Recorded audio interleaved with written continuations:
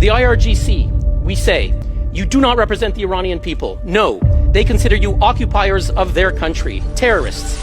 The group of friends in defence of the United Nations Charter welcomes this initiative of Iran, China and Cuba to hold an urgent debate.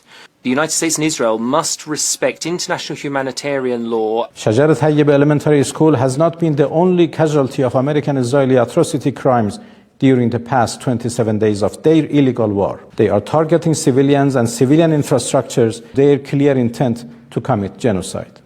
US and Israeli attacks have increasingly struck densely populated residential areas. Whatever differences countries have, we can all agree they will not be solved by killing school children.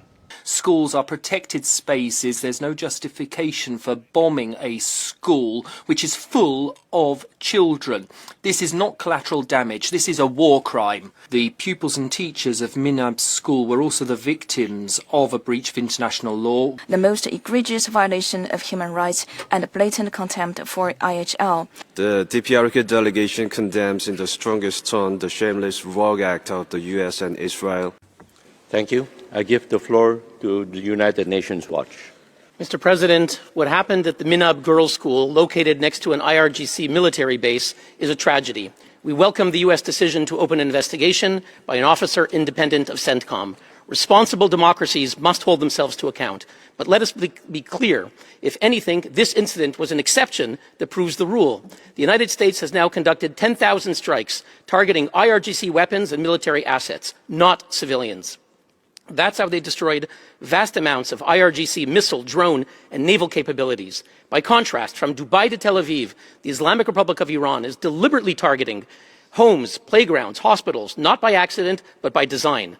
In Israel, the casualty rate from Iranian attacks is 100% civilian.